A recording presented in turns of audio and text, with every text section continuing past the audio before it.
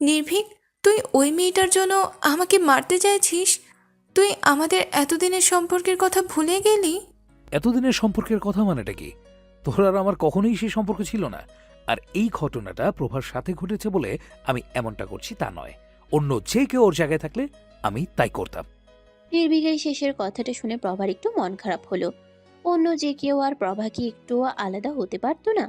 এমনিতেই নির্ভীক তাকে একবারে বিশ্বাস করেনি। বলে আগে থেকেই মনটা একটু খারাপ ছিল। এখন তো আরো বেড়ে গেল। শেষবারের মতো বলছি মুন্নি, প্রভার কাছে ক্ষমা চা। মুন্নি আর কোনো উপায় না পেয়ে প্রভাকে সরি। বলল। এটা না করলে নির্ভীক যদি আরো রেগে যায় তাহলে সমস্যা হবে। সবাই প্রভার কাছে ক্ষমা চাওয়া হয়ে গেলে নির্ভীক ওদের সবাইকে যেতে বলে। ওরা সবাই চলে যেতেই প্রভা নির্ভীককে বলল, আমি আসি বড় ভাই। আপনাকে অনেক ধন্যবাদ আমাকে সাহায্য করার জন্য। আর একটা কথা বড় ভাই, আমি কখনো মিথ্যা বলি না, অন্তত কাউকে ফাঁসানোর জন্য তো কখনোই না। কথাটা বলেই প্রভা সেখান থেকে চলে গেল। মনে মনে তার নির্ভীকের প্রতি খুব অভিমান হয়েছে। কিন্তু কেন? নির্ভীক ওকে একবারেই কেন বিশ্বাস করত? ও তো আর প্রভার অনেক দিনের পরিচিত না। প্রভা মনে মনে ভাবছে, আমি বা কেন ওনার কাছ থেকে এসব আশা করছি? কেন ওনার কাছে অন্য মেয়েদের থেকে আলাদা হতে চাইছি কেন? এর কোনো উত্তর প্রভা পেল না। সে হয়তো নিজেও বুঝতে পারছে না যে তার মনের একটা জায়গা অন্য কেউ দখল করছে। সে যে নিজেই সেই জায়গাটা করে দিচ্ছে, এটাও হয়তো তার জানা নেই।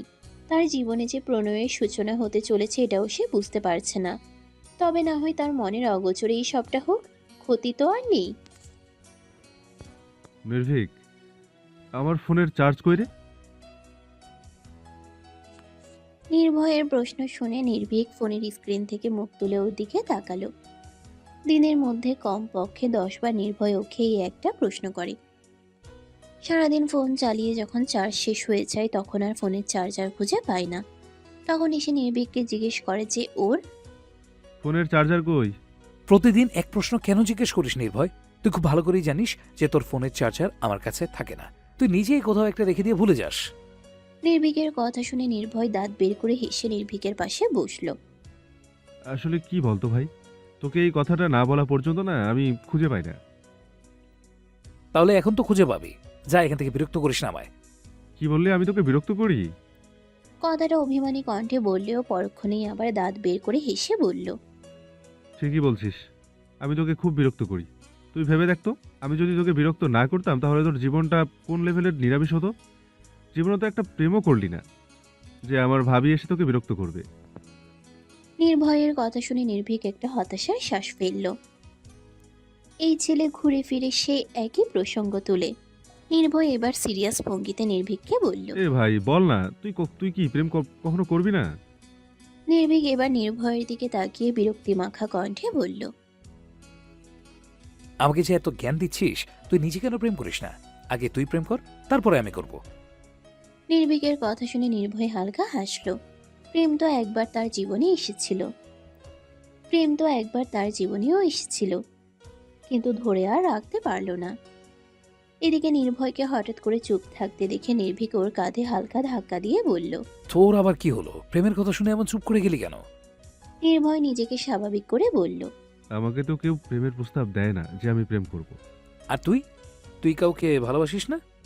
নির্ভীকের হঠাৎ এমন প্রশ্নে নির্ভয় খানিকটা অবাক হলো। আজ পর্যন্ত নির্ভীক কখনোই ওকে এমন প্রশ্ন করেনি। সে এখন কি উত্তর দেবে? ও খুব ভালো করেই জানে যে নির্ভীকের কাছে মিথ্যে বলতে গেলে ও নিশ্চিত ধরা খাবে। এদিকে নির্ভীক মনে মনে খুব করে চাচ্ছে আজ যেন অন্তত নির্ভয় ওকে সত্যটা বলে দেয়। আর কতদিন এভাবে ওর থেকে সবটা লুকিয়ে রাখবে? নির্ভীকের খুব করে জানতে ইচ্ছে হয় যে নির্ভয়ের অনুভূতি ঠিক কতটা তীব্র ছিল, নাকি এখনো ততটাই তীব্র আছে। কিন্তু নির্ভয় এবারেও নির্ভীককে নিরাশ করে কথা ঘুরিয়ে নিল। নির্ভীক নির্ভয়ের অগোচরে একটা দীর্ঘশ্বাস ফেলল। সেও আর কখনোই এই বিষয়ে নির্ভয়ের কাছে কিছু জানতে চাইবে না, যতদিন না নির্ভয় নিজ থেকে ওকে কিছু বলবে। এই নির্ভীক, আগে তুই আমার একটা প্রশ্নের উত্তর দে তো। নির্ভীক ভ্রুকুচকে নির্ভয়ের দিকে তাকিয়ে বলল, কিসের উত্তর দেব? কেসটা কি বলতো আমায়? কিসের কেস? তোর আর প্রভার কেসটা কি? নির্ভীক এবার বিরক্তিকর দৃষ্টিতে নির্ভয়ের দিকে তাকিয়ে বলল, হয় পরিষ্কার করে বল, না হলে রুম থেকে বেরো। এমন ভাব করছিস যেন বুঝতেই পারছিস না আমি কি ব্যাপারে জিজ্ঞেস করছি। না রে ভাই, আমি সত্যি বুঝতে পারছি না। আসলে কি বলতো, আমার তো আর তোর মতন অত বুদ্ধি নেই। ও, তাহলে তুই মানিস যে তোর থেকে আমার বুদ্ধিটা বেশি। আচ্ছা বাদ দে। তো আমি যেটা বলছিলাম, কি বলছিলাম আমি? নির্ভীক এবার অত্যন্ত রাগী দৃষ্টিতে নির্ভয়ের দিকে তাকিয়ে বলল, তোর কি আমার হাতে চড় খাওয়ার ইচ্ছে হয়েছে নির্ভয়? আমার মাথা কিন্তু এমনিতেই গরম আছে। শেষ সুযোগ দিলাম, হয় কথাটা বলবি, নয়তো সোজা রুম থেকে বেরোবি। আরে ভাই, এত গরম হও কেন? বলছি তো, সত্যি করে বলবি তুই কি প্রভাকে পছন্দ করিস? নির্ভয়ের কথা শুনে নির্ভীক অবিশ্বাস্য কণ্ঠে বলল, কি? তুই ফালতু কথাটা বলার জন্য আমার সময় নষ্ট করলি? শোন নির্ভীক, একদম উল্টাপাল্টা কথা বলবি না। তুই কি এমন দেখলি বলতো যে ভাবছিস আমি প্রভাকে পছন্দ করি? কি দেখিনি সেটা বল। তুই নিজে একবার ভেবে দেখ তো, তুই প্রভার সাথে যে ব্যবহারটা করছিস, অন্য কোনো মেয়ের সাথে আর এভাবে কথা বলিস বলিস বা বলেছিস? সত্যি করে বল। নির্ভয়ের কথা শুনে নির্ভীক একটু ভাবল। সে সত্যি হয়তো কখনো কোনো মেয়ের সাথে অত্যন্ত প্রয়োজন ছাড়া কথা বলেনি, কিন্তু নির্ভয়কে সেটা বুঝতে দেওয়া যাবে না। তুই কি পার্থক্য দেখলি আমায় বলতো? ও বিপদে পড়েছিল তাই আমি ওকে সাহায্য করেছি। এটা তো বাকি সবার ক্ষেত্রেই আমি করি না? বাকি সবার ব্যাপার আর প্রভার ব্যাপারটা এক না নির্ভীক। বাকি সবার বিপদে তুই পাশে থাকলেও এতটা উত্তেজিত হোস না। ঠান্ডা মাথায় সবটা সামাল দিস। কোনো মেয়ে আঘাত পেলেও তুই কখনোই নিজে আগ বাড়িয়ে তার হাতে পানি দিয়ে দিস না, বরং অন্য কোনো মেয়েকে তার সাহায্যের জন্য ডাকিস। যেখানে ভার্সিটির কোনো মেয়ের সাথে ঠিকভাবে কথা বলা তো দূরে থাক, তাদের দিকে তুই তাকাসও না, সেখানে প্রভাকে তুই নিজে আমাদের সাথে ক্যান্টিনে এক টেবিলে বসে খাবার অনুমতি দিয়েছিস। আর এটা কিন্তু নতুন নয় যে কোনো মেয়ে তোর সাথে বসতে চেয়েছে। কিন্তু তুই এটা মনে কর যে তুই ওই কিন্তু তুই এটা মনে কর যে তুই কোনোদিন কাউকে বসার অনুমতি দিসনি। তুই আগ বাড়িয়ে কখনো কোনো মেয়ের নাম জিজ্ঞেস করেছিস? করিসনি। কিন্তু প্রভাকেই করেছিস। ইভেন আজ যখন প্রভা ওর মুখে পানি দিচ্ছিল, তখনও আমি তোকে খেয়াল করেছি নির্ভীক। তোর ওর প্রতি দৃষ্টিটা অন্য মেয়েদের থেকে আলাদা ছিল। কারণ প্রভা অন্য মেয়েদের থেকে আলাদা নির্ভয়। ও অন্য মেয়েদের মতো গায়ে পড়া স্বভাবের না। তুই তো জাতি, ধর্ম, বর্ণ নির্বিশেষে সব মেয়েদেরকেই ইগনোর করতিস। তুই কি এটা বুঝতে পারছিস না যে প্রভা তোর উপর ক্রাস্ট? নির্ভীক এবার আর উত্তর দিল না। সে নিজেও এটা খুব ভালোভাবেই বুঝতে পারছে যে প্রভা ওকে পছন্দ করে, কিন্তু বাকি মেয়েদের মতো নির্ভীক ওকে মুখের উপর বলতে পারে না যে আমার সাথে মেশার চেষ্টা করে না। মেয়েটা একটু চটপটে হলো, সহজ সরল। তার মধ্যে আসার পর থেকে শুধু সমস্যার মাঝেই পড়ছে। সব মিলিয়ে না চাইতেও যেন প্রভার প্রতি নির্ভীকের একটা দুর্বলতা তৈরি হয়েছে। নির্ভীককে চুপ থাকতে দেখে নির্ভয় বলল, দেখ ভাই, তুই তো আর সন্ন্যাস ব্রত গ্রহণ করছিস না যে তুই বিয়ে করবি না। তাহলে সমস্যাটা কোথায়? যদি ভালো লাগে তাহলে লাগতে দে, নিজেকে আটকাস না। আর প্রভা যে বাকি মেয়েদের থেকে একটু হলেও আলাদা, সেটা নিশ্চয়ই তোকে আমার বোঝাতে হবে না। নির্ভীক কিছু বলতে চাইছিল, কিন্তু নির্ভয় তাকে সে সুযোগ দিল না। সে চাই যে কথাগুলো নির্ভীককে সে বলেছে সেগুলো নিয়েই যেন সে ভাবে। নির্ভয় বিছানা থেকে উঠে বলল, আমার ঘুম পাচ্ছে ভাই, আমি গেলাম। তুইও ঘুমিয়ে পড়। আর একা ঘুমাতে সমস্যা হলে আমাকে বলতে পারিস। ভাবিনি তো কি হয়েছে, আমি আছি না, তোকে আদর করে ঘুম পাড়িয়ে দেবো। কথাটা বলতেই নির্ভীক ওর দিকে বালিশ ছুঁড়ে মারল। ততক্ষণে অবশ্য নির্ভয় সেখান থেকে চলে গেছে। নির্ভীক বিছানা থেকে উঠে দাঁড়িয়ে দরজাটা আগে বন্ধ করে দিল, না হলে যে কোনো সময় আবার নির্ভয় চলে আসতে পারে। নির্ভীক দরজাটা বন্ধ করে দিয়ে বারান্দায় গিয়ে দাঁড়ালো। নির্ভয়ের সামনে ওর কাছে কথাগুলোর গুরুত্ব নেই বোঝালেও নির্ভীক নিজেও মনে মনে একই কথাগুলো ভাবছিল। নির্ভীকের প্রভার কান্নারত মুখটা মনে পড়ে গেল। কেমন ছোট বাচ্চাদের মতো অভিযোগ করে তখন বলছিল, ওরা আমাকে মেরেছে বড় ভাই। কথাটা মনে হতেই নির্ভীক নিজেই হেসে ফেলল। সে হাসির সাক্ষী হয়ে রইল আকাশের অসংখ্য তারা আর একটা চাঁদ। কোনো মানবীর চোখে যদি সে হাসি ধরা পড়ত, তাহলে হয়তো কিছুক্ষণের জন্য হলেও সেখানেই সে থমকে যেত। নিজের লজ্জা শরম ভুলে গিয়ে হয়তো বেহায়ার মতো তাকিয়ে থাকতো সেই হাসির অধিকারী মানুষটার মুখের দিকে। মনে মনে প্রার্থনা করতো যেন এই হাসি বন্ধ না হয়। কিন্তু সব আশা তো আর পূর্ণ হওয়ার নয়। হঠাৎই আবার নির্ভীকের হাসিটা থেমে গেল। সে কেন প্রভার কথা মনে করে হাসছে? নিজেই নিজেকে সে প্রশ্নটা করল। কিন্তু কোনো উত্তর পেল না। নির্ভীক মনে মনে ভাবল, তাহলে কি নির্ভয়ের কথাই ঠিক? আমি কি প্রভাকে পছন্দ করতে শুরু করেছি? নিজের করা প্রশ্নের জবাবে নিজেই দুদিকে মাথা নাড়িয়ে না বোধক উত্তর জানালো। না না, নির্ভয় ভুল বলছে। ও তো সবসময় বাড়াবাড়ি করে, এমন কিছুই না। নির্ভীক নিজেকে বোঝানোর অনেক চেষ্টা করলো যে ও প্রভাকে পছন্দ করে না, কিন্তু নিজের ভেতরের সত্তাটা যেন সেটা মানতেই চাইছে না। কেউ একজন ভিতর থেকে নির্ভীককে প্রশ্ন করছে। তুই যদি ওকে পছন্দ করেও থাকিস তাহলে সমস্যা কোথায়? আর যদি পছন্দ নাই করে থাকিস তাহলে ওকে এতটা গুরুত্ব দিচ্ছিস কেন? কেন ওকে তোর কাছাকাছি আসতে দিচ্ছিস? নির্ভীক আর ওসব নিয়ে ভাবতে পারল না। শেষ পর্যন্ত সে নিজেকে এটাই বোঝালো যে প্রভাকে সে পছন্দ করে না। মেয়েটা একটু সহজ সরল বলে ওকে একটু সাহায্য করছে, এর থেকে বেশি আর কিছুই না। রাতে দেরিতে ঘুমাতে যাওয়ার কারণে সকালে উঠতে উঠতে বেশ অনেকটা দেরি হয়ে যায় প্রভার। ঘুম থেকে তাড়াহুড়ো করে কোনো মতে রেডি হয়েই ভার্সিটির উদ্দেশ্যে বেরিয়ে পড়ে। আজকে সকালের নাস্তাটাও করা হয়নি প্রভার, কিন্তু তাড়াহুড়ো করে কোনো লাভ হলো না। ভার্সিটিতে এসে পৌঁছাতেই ইতোমধ্যে তার প্রথম ক্লাস শুরু হয়ে গেছে। প্রভার আর ক্লাসে যেতে ইচ্ছে করলো না। ক্ষুধাও লেগেছে প্রচুর। ঘুমটা ঠিকঠাক না হওয়াতে মাথাটাও ধরেছে। প্রভা তাই ঠিক করলো আগে ক্যান্টিনে গিয়ে কিছু খেয়ে নেবে, তারপর ক্লাস করবে। ক্যান্টিনে গিয়ে প্রভা দুটো পরোটা নিল। প্রভা এবার বসার জন্য টেবিল খুঁজতে লাগলো।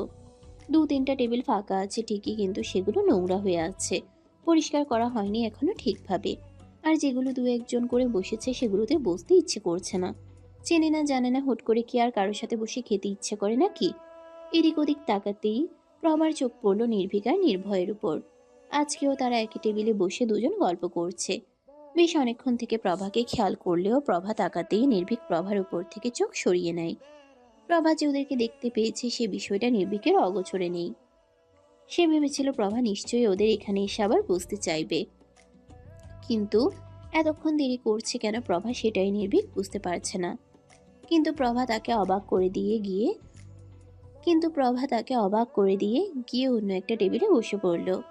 নির্ভীক প্রভার এই কাজে বেশ অবাক হলো। যে মেয়েটা তাকে দেখতে পেলে সবকিছু ছেড়ে ছুড়ে আগে তার সাথে কথা বলতে আসে, সেই মেয়েটা আজকে তাকে দেখেও দেখল না। নির্ভীকের কেন জানি ব্যাপারটা ভালো লাগলো না।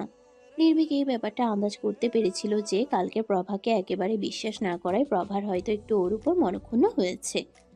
প্রভার শেষের কথা দ্বারা সেটা স্পষ্ট বোঝা যাচ্ছিল। সেও তাই এই ব্যাপারটা নিয়ে আজকে প্রভার সাথে একটু কথা বলতে চেয়েছিল।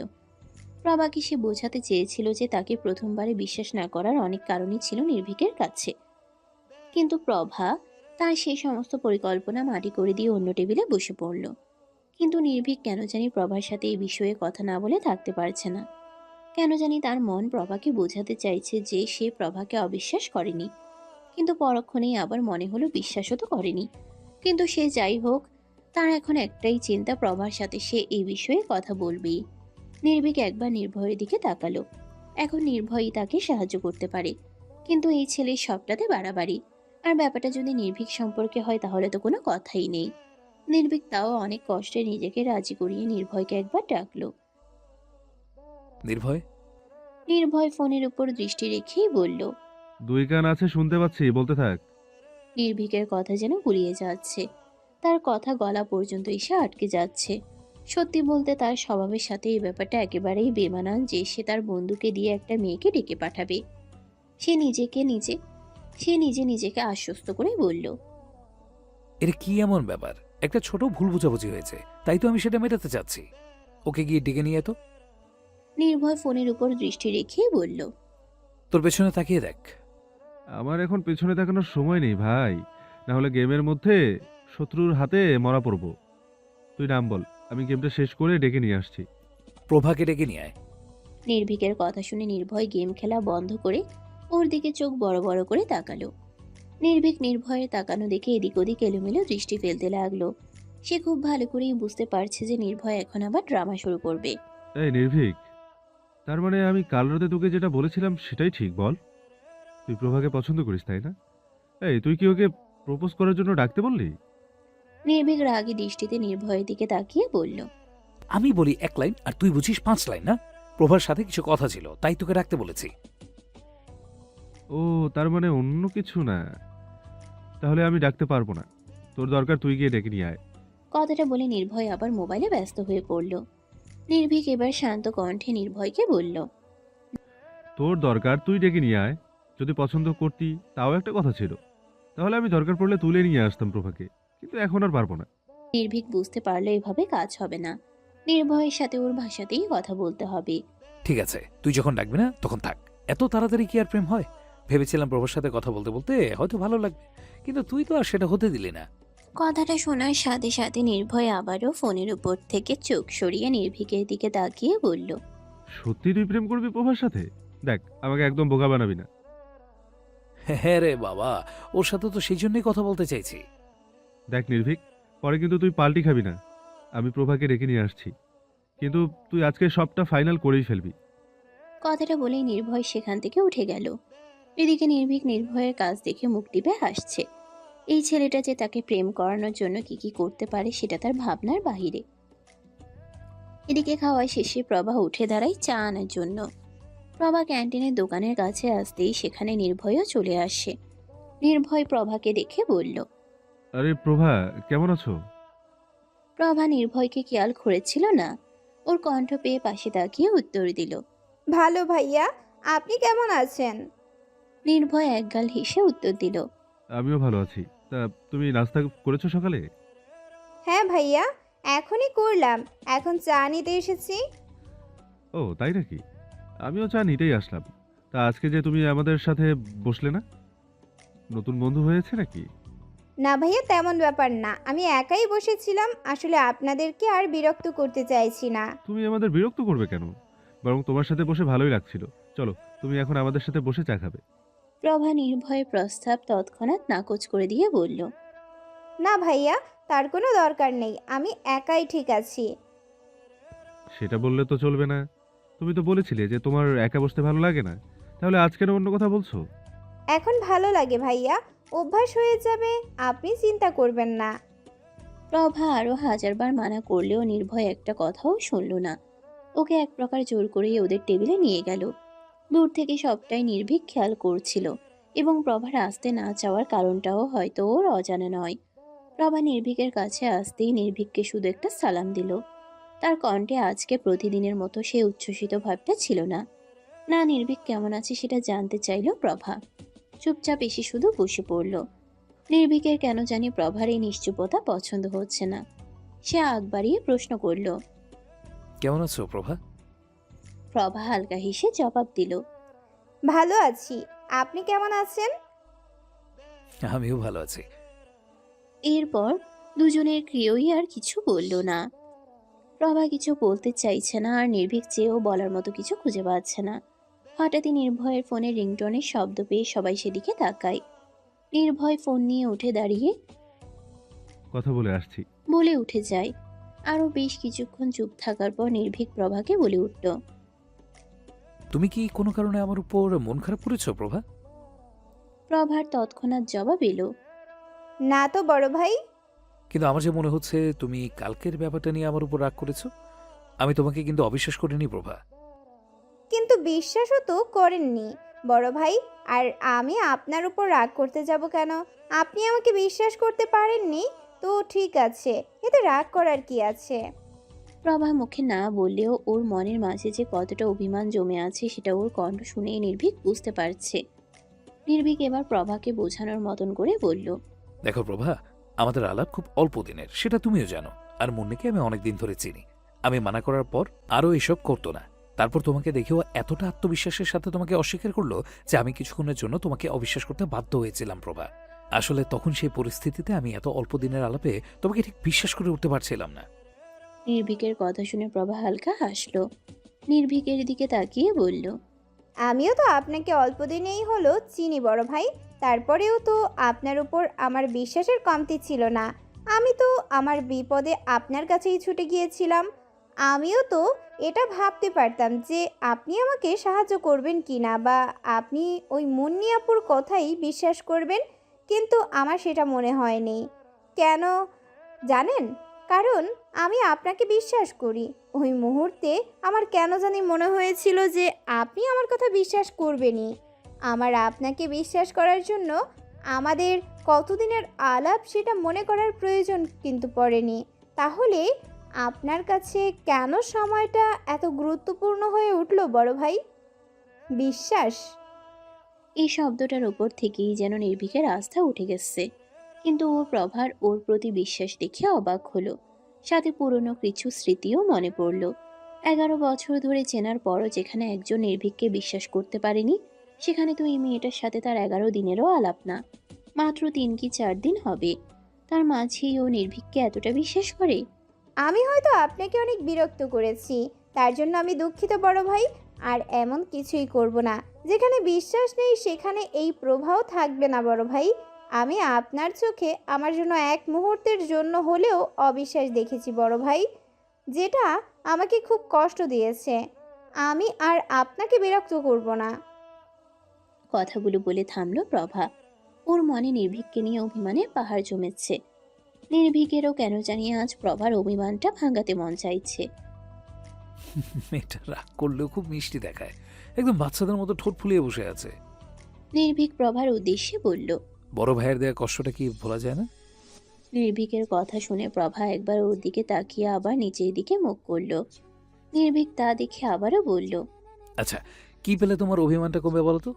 এমনিতে বড় হলেও আচরণ তো বাচ্চাদের মতো, তা চকলেট দিলে কি তোমার অভিমানটা কমবে? প্রভা এবারেও কোনো কথা বলল না। তা দেখে নির্ভীক আবারও বলল।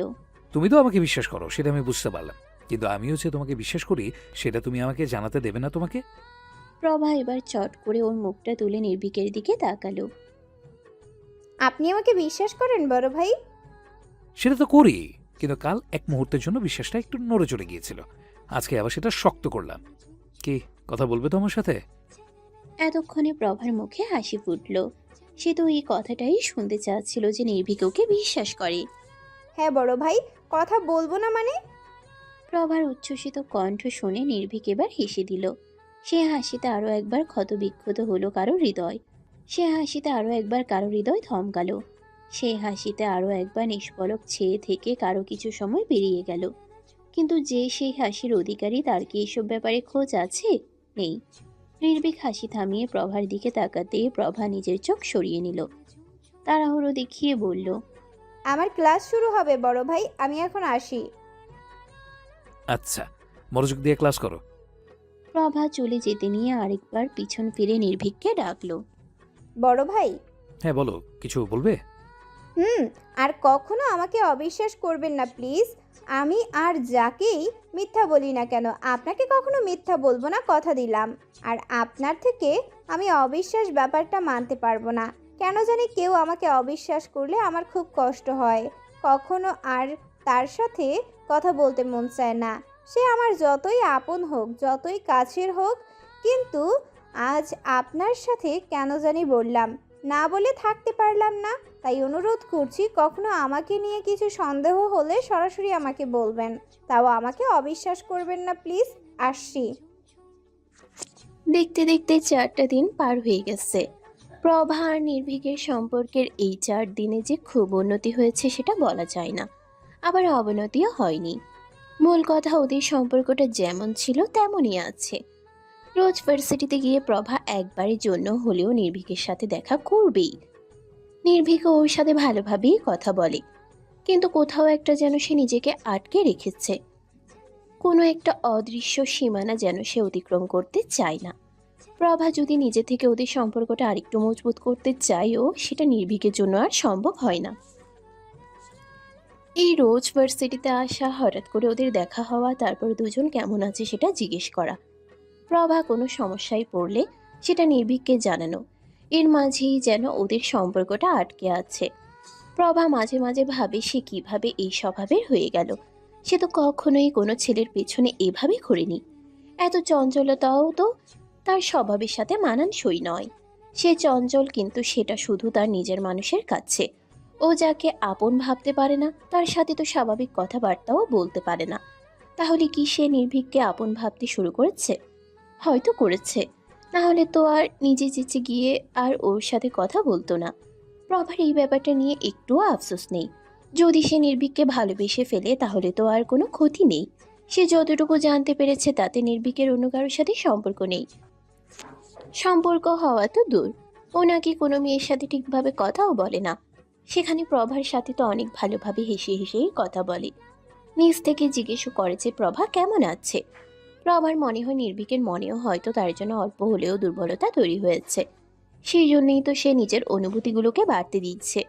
যদি সে একবার বুঝতে পারতো যে যার জন্য সে তার জীবনের প্রথম প্রণয়ের স্বপ্ন দেখছে, সে মানুষটা নিজ থেকে কখনোই এসব বাড়াতে চায় না। কোনো এক অজানা কারণেই সে নিজেকে এসব থেকে গুটিয়ে নিয়েছে। অবশ্য কারণটা হয়তো প্রভার অজানা। একটা মানুষ সারা জীবনের জন্য অন্য কারো জীবনে আসলে যে তাকে বিশ্বাস করতে হয় সবার আগে, সে মানুষটার প্রতিটি কথায়, প্রতিটি কাজে তার উপর বিশ্বাস রাখতে হয়। এতটুকু বুঝতে হয় যে আর যাই হোক না কেন, ওই মানুষটা কখনো তার খারাপ চাইতে পারে না। কখনো নিজের স্বার্থের জন্য সেই মানুষটার খারাপ চাইতে পারে না। কিন্তু সেই মানুষটা যদি নির্ভীককে বিশ্বাস করতে না পারে, যেখানে 11 বছরের সম্পর্কের পরই কেউ একজন অত্যন্ত আপন, অত্যন্ত নিজের কেউ তাকে বিশ্বাস করতে পারেনি, সেখানে কদিনের আগমনে একটা মানুষ তাকে কিভাবে বিশ্বাস করতে পারবে? সেও যদি সন্দেহ করে যে নির্ভীক নিজের স্বার্থের জন্য তার খারাপ চাইতে পারে, তখন সে কি করবে? বিশ্বাস জিনিসটা যে বড়ই ভয়ঙ্কর। একবার ভেঙে গেলে আর জোড়া লাগতে চায় না। হ্যাঁ, হয়তো দুটো সম্পর্কের মাঝে পার্থক্য আছে, কিন্তু দুটো সম্পর্কই তো একটাই শব্দ, বিশ্বাসের উপর তৈরি হয়। প্রভা যাকে নিজের সুখ ভাবছে, সে মানুষটা তাকে শুধু বিরহের যন্ত্রণাই দেবে। যাকে সে ভালোবাসতে চাইছে, সে মানুষটা যে তাকে বিরহের যন্ত্রণাও দিতে পারে, সেই খেয়ালটা হয়তো প্রভার হচ্ছে না। তার কাছে এখন নির্ভীক মানেই তার মুখে এক চিলতে হাসি ফোটানোর কারণ। তার কাছে এখন নির্ভীক মানেই তার হৃদয়ে প্রথম অনুভূতি সৃষ্টিকারী। তার কাছে নির্ভীক মানেই প্রণয়ের বাড়িধারা, যার প্রতিটা ফোঁটাই সে ভালোবাসা অনুভব করতে চায়। প্রতিটা বর্ষায় যার সাথে সে ভিজতে চায়। প্রতিটি বর্ষায় যার প্রণয়ের বৃষ্টিতে সে ভিজে প্রতিটি বর্ষায় যার প্রণয়ের বৃষ্টিতে সে নিজেকে সিক্ত করতে চায়। কিন্তু তার এইসব আশাকে অপূর্ণ রেখে হয়তো তার জীবনের বাকি বর্ষাগুলো বিরহেই কাটতে থাকবে। হয়তো একসাথে বৃষ্টিতে ভেজা কখনোই হবে না। নির্ভীকের প্রণয়ের বাড়িধারা হয়তো হৃদয়কে সিক্ত করতে পারবে না। কিন্তু কে বলতে পারে, হয়তো এই ধারণাটা প্রভার ভালোবাসার কাছে হেরে গেল। তার জীবনের বাকি বর্ষাগুলোতে হয়তো নির্ভীকের নামেরই প্রণয় বাড়িধারা হলো। কেউই হয়তো জানে না যে কোনটা ঠিক। কারো কাছেই হয়তো এই প্রশ্নের উত্তর নেই। তবে সবটা না হয় সময়ই বলে দিক, যে নির্ভীক প্রভার সুখের কারণ হবে, নাকি আজীবন তাকে বিরহের যন্ত্রণায় ডুবিয়ে দেবে। ভার্সিটি আসার পর থেকে প্রভা আজকে নির্ভীকের দেখা পায়নি। ক্যান্টিনে গিয়েও দেখেছে, সেখানেও নির্ভীক বা ওর কোনো বন্ধুই ছিল না। কয়েকজনের মুখে শুনলো যে নির্ভীকের পার্টি অফিসে কি যেন গোলমাল হয়েছে, সেখানেই হয়তো নির্ভীক আছে। প্রভা ক্লাস শেষেও প্রায় আধ ঘন্টা অপেক্ষা করলো, কিন্তু তাও নির্ভীকের দেখা পেল না। পরে বাধ্য হয়েই সে বাড়ির পথে হাঁটা দিল। মনটা তার আজকে বড্ড খারাপ। নিজের কাঙ্ক্ষিত মানুষটাকে দেখতে চাওয়ার অপেক্ষা বড্ড পোড়ায়। তাও যদি অপেক্ষার পর মানুষটাকে দেখতে পাওয়া যায়, তাহলে পূর্বের কষ্ট আর কষ্ট মনে হয় না। কিন্তু মানুষটা যদি দেখা না পাওয়া যায়, তাহলে যে অপেক্ষা করেছিল সেই কষ্টটা বুঝতে পারে। প্রভা গাড়ির জন্য দাঁড়িয়ে আছে। ভার্সিটি থেকে ওর বাড়িতে যেতে খুব সমস্যা হয়। দূরত্বটা যদিও বেশি না, তারপরও রাস্তার অবস্থা একটু খারাপ হওয়ায় সহজে কোনো রিক্সা সেদিকে যেতে চায় না। বেশ অনেকক্ষণ ধরেই প্রভা গাড়ির জন্য অপেক্ষা করছে। এমনিতেই আকাশের অবস্থা ভালো না, যে কোনো সময় বৃষ্টি নামতে পারে। প্রভার সাথে করে ছাতাটাও আনেনি। আনবেই বা কেন, সকালেই তো আকাশটা বেশ পরিষ্কার ছিল। হুট করেই মেঘ করলো। তার মধ্যে আজকে আর কোনো রিক্সাই ওর বাড়ির দিকে যেতে চাইছে না। এসব ভাবতে ভাবতেই প্রভা ওর কাঁধের উপর 2-1 ফোঁটা পানির অস্তিত্ব অনুভব করলো। মুহূর্তের মাঝেই বৃষ্টি শুরু হয়ে গেল। প্রভা তাড়াহুড়ো করে মাথার উপর ব্যাগটা ধরে পাশের যাত্রী ছাউনিতে গিয়ে দাঁড়ালো। এতক্ষণের খারাপ লাগাটা এখন বিরক্তিতে পরিণত হলো। একেই তো আজকে নির্ভীকের সাথে একটাবারের জন্যও তার দেখা হয়নি। তারপর আবার গাড়ি পাচ্ছিল না, আর সব শেষেই বৃষ্টি। পরিস্থিতি যেন আজ প্রভার সাথে শত্রুতা করছে। কোনো কিছুই তার মন মতো হচ্ছে না। রাস্তায় এখন মানুষজন খুব কম। যাত্রী ছাউনির নিচেও সে আর দুটো মেয়ে দাঁড়িয়ে আছে। কিছুক্ষণ দাঁড়িয়ে থেকে মেয়ে দুটো সেখান থেকে চলে গেল। এখন প্রভা একাই দাঁড়িয়ে। প্রভা মনে মনে ভাবছে, যদি এখন নির্ভীক এখানে আসতো, যদি ওকে বলতো। প্রভা, চলো আমি তোমাকে ড্রপ করে দিচ্ছি। তাহলে নির্ভীক কেন আসলো না? প্রভার মন খারাপটা আবার বেড়ে গেল। প্রভা বেঞ্চের উপর দিয়ে বসে পড়ল। কিছুক্ষণ পর প্রভা খেয়াল করলো যে ওর পাশে কেউ একজন বসেছে।